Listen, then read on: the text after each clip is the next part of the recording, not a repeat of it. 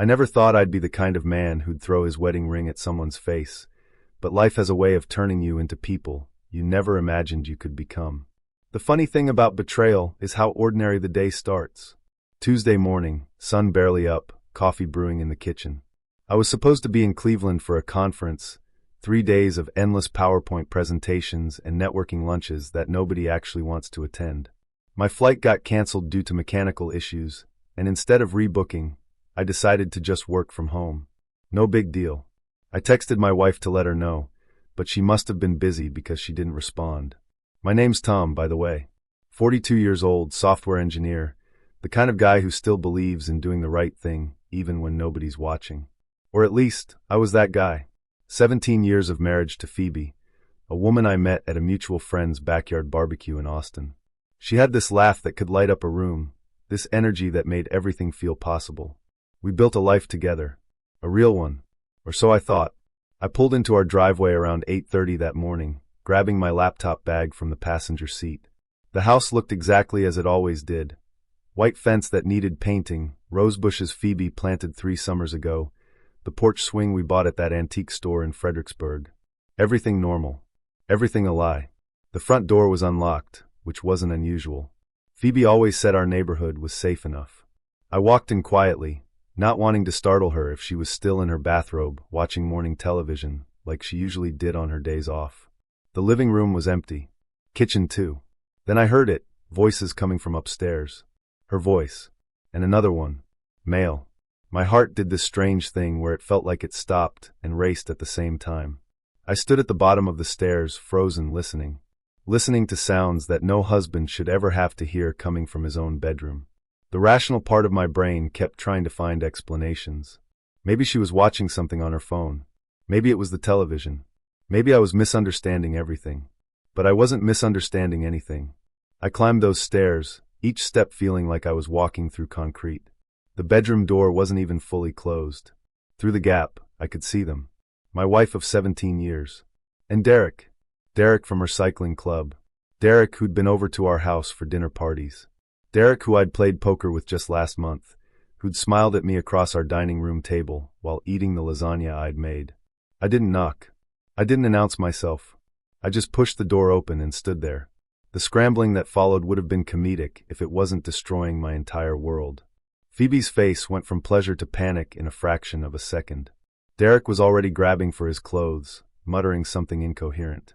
Tom, Phoebe started, pulling the sheet up to cover herself as if modesty mattered now. As if anything mattered now. Get out, I said. My voice sounded strange to my own ears, too calm, too quiet. Tom, please let me explain. Get out. The explosion came from somewhere deep inside me, a place I didn't know existed. Derek was already halfway dressed, hopping on one foot trying to get his jeans on, looking everywhere except at me. Phoebe stood up, reaching for her robe. Tom, we need to talk about this. That's when I pulled off my wedding ring. The gold band I'd worn every single day for 17 years. The ring we'd chosen together at that little jewelry store in San Antonio. The one run by the elderly couple who'd been married for 60 years and told us their secret to a lasting marriage was honesty and forgiveness. I looked at that ring for just a moment, feeling the weight of everything it represented, everything it used to mean. Then I threw it at her. Not hard enough to hurt, but hard enough for her to understand. It bounced off her shoulder and clinked onto the hardwood floor, rolling under the dresser. Pack your things and get out of my house, I said. I want you gone by tonight. Derek was already out the door, probably running to his car in half-dressed shame. Good. Let the neighbors see him. Phoebe was crying now, that ugly crying where your whole face contorts. Tom, please, it was a mistake. It didn't mean anything. 17 years, I said. We've been married for 17 years, Phoebe. And you're going to tell me this didn't mean anything? How long? How long has this been going on? She couldn't even look at me. That told me everything I needed to know. How long? I repeated, my voice getting dangerous again. 6 months, she whispered. 6 months. Half a year. While I was working late to save up for the trip to Europe she wanted to take. While I was planning our anniversary dinner. While I was being a faithful, devoted husband who actually believed in the vows we took. I turned and walked out of that bedroom, down those stairs, and straight to my car. I couldn't be in that house anymore. Couldn't breathe the same air. I drove without direction for hours, just driving, trying to process what had just happened. My phone kept ringing, Phoebe calling, texting, calling again. I turned it off. By the time I came back home that evening, her car was gone. Some of her clothes were gone, but not all of them. Not enough. She'd left a note on the kitchen counter. Tom, I'm so sorry. I'm staying at my sister's. Please call me when you're ready to talk. I love you. I crumpled that note and threw it in the trash. Love. She had an interesting definition of love. The next few days were a blur of lawyer consultations and moving her remaining things into storage. I had the locks changed. Filed for divorce. Texas is a no-fault state, but infidelity still matters in property division, my attorney assured me. That was something, at least. But here's the thing that kept eating at me. It wasn't enough. The divorce, the property split, the end of the marriage. None of it felt like justice. She'd get to move on with Derek or whoever else she wanted. She'd tell people we grew apart, or some other sanitized version of the truth. She'd be fine. That's when I started thinking about what would actually matter to Phoebe. What would actually make her understand the weight of what she'd done.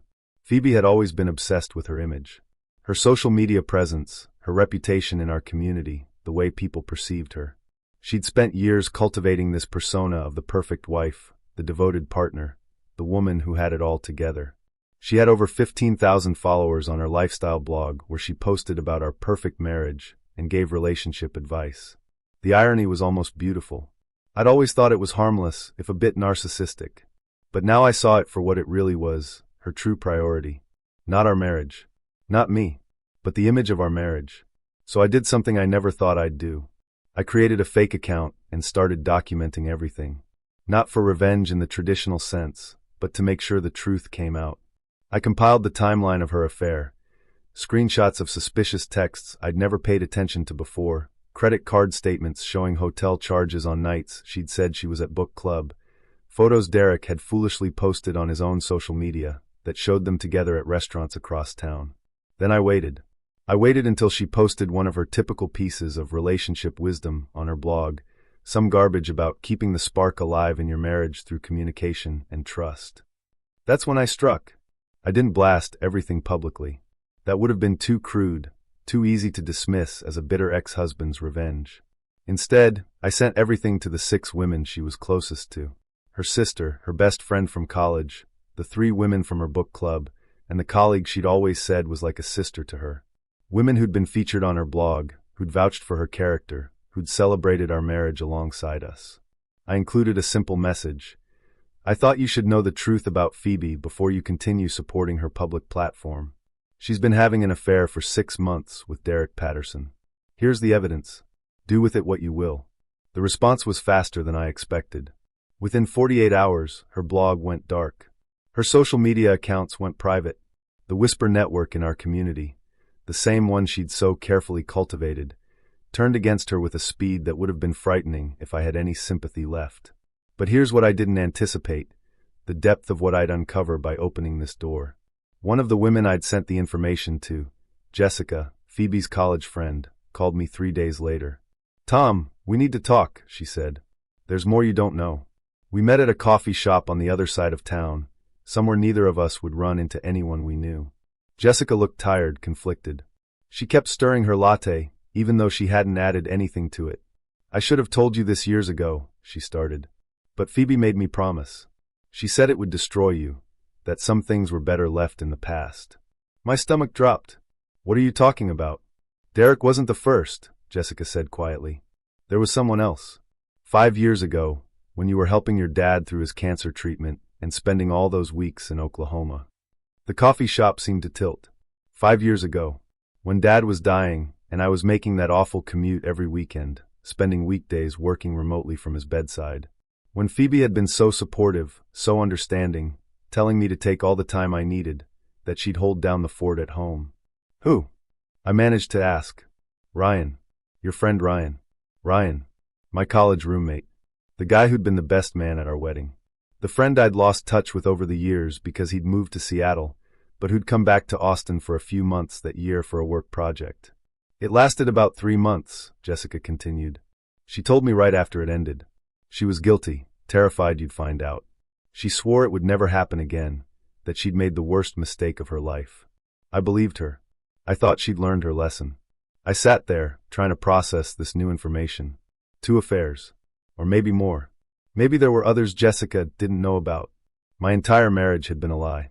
Why are you telling me this now? I asked. Because she's telling people you're lying about Derek. That you made everything up because you wanted out of the marriage for someone else. She's playing the victim, Tom. And I can't watch her do that after what she did to you. After what she's been doing to you for years. The rage that went through me in that moment was different from what I'd felt catching her with Derek. That had been hot anger, explosive. This was cold. Calculating. Do you have any proof of the thing with Ryan? I asked. Jessica nodded slowly. She sent me texts during that time. I never deleted them. I kept them as, I don't know, insurance maybe? In case something like this ever happened and I needed to back up the truth. Can you send them to me? She did.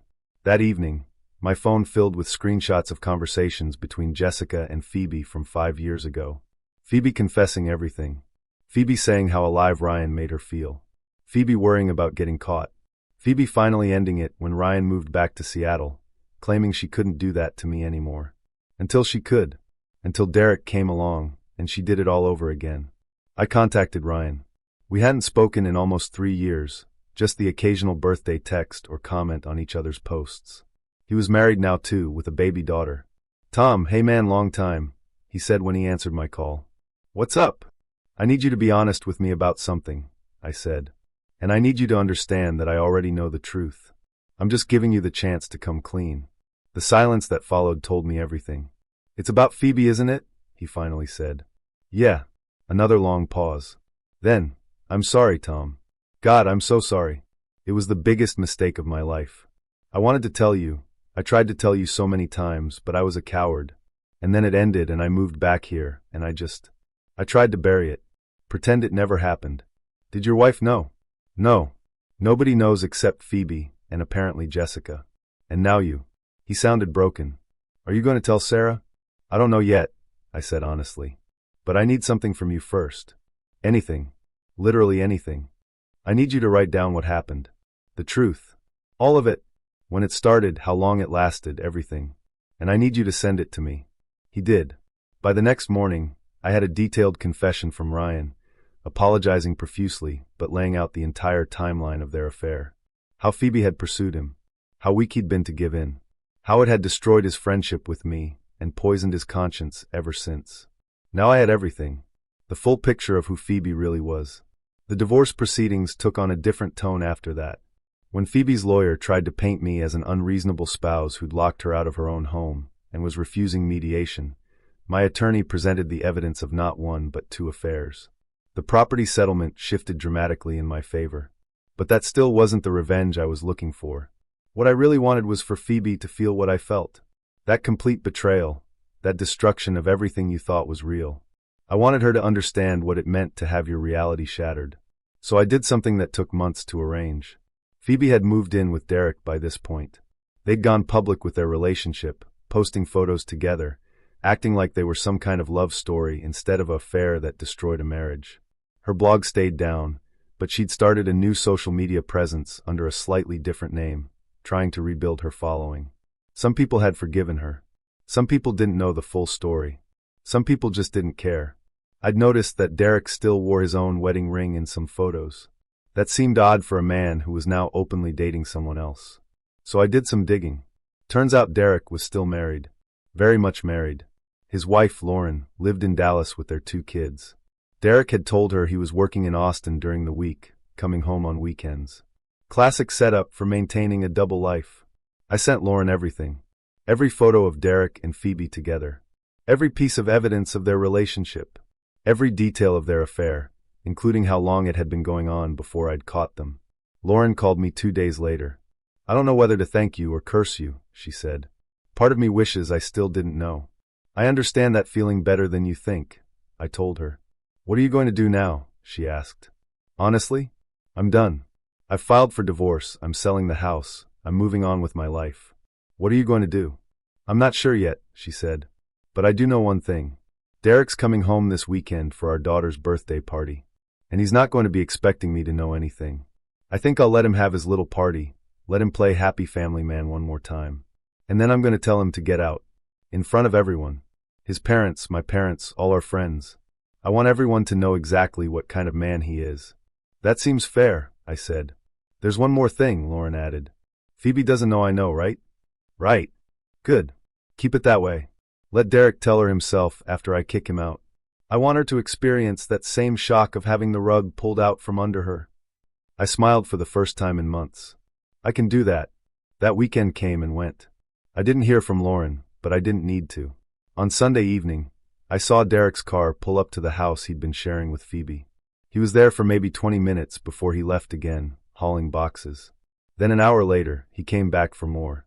And more. My friend Marcus lived 3 houses down from where Phoebe and Derek had been staying. He sent me updates throughout the evening. Dude, there's some serious drama going down, his text read. Lots of yelling. Police just showed up. Police. That was unexpected. I called Marcus. What happened? I don't know the details, but apparently Derek's wife showed up after he'd already moved his stuff out. She and Phoebe got into it. Phoebe threw something at the wife's car. Wife called the cops. It's a whole scene. I should have felt satisfaction. Instead, I just felt tired. Empty. The divorce was finalized 8 weeks later. I got the house, which I immediately sold. I got the better part of our savings. I got my freedom. Phoebe got to start over with nothing but her tarnished reputation and a boyfriend who turned out to be as much of a liar as she was. Derek and Phoebe stayed together for about 3 months after his wife kicked him out. Then that fell apart too, apparently in spectacular fashion involving accusations and counter-accusations about who'd betrayed whom first. The irony was almost poetic. I moved to Colorado, took a new job with a tech company in Denver. Started fresh in every way possible. Made new friends who didn't know anything about my past except what I chose to tell them. Started hiking, something I'd never done before. Found out I was pretty good at it. 1 year after catching Phoebe, I was standing on top of a 14,000-foot mountain, looking at views that seemed impossible. The air was thin and cold, and my legs were burning from the climb, but I felt more alive than I had in years. Maybe more alive than I'd ever felt in my marriage. My phone buzzed. A text from an unknown number. Tom, it's Phoebe. I got your number from Jessica. I know you probably don't want to hear from me, but I need to tell you something. I'm sorry. Really, truly sorry. I destroyed the best thing I ever had. I know that now. I hope you're doing okay. I hope you found happiness. You deserved so much better than what I gave you. I read it twice. Waited for the anger to come, the bitterness, the desire to send back something cutting and cruel. But I didn't feel any of that.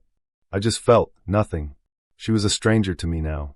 A person I used to know who'd made choices that changed everything. But her choices didn't define me anymore. They didn't define my worth or my future or anything about who I was becoming.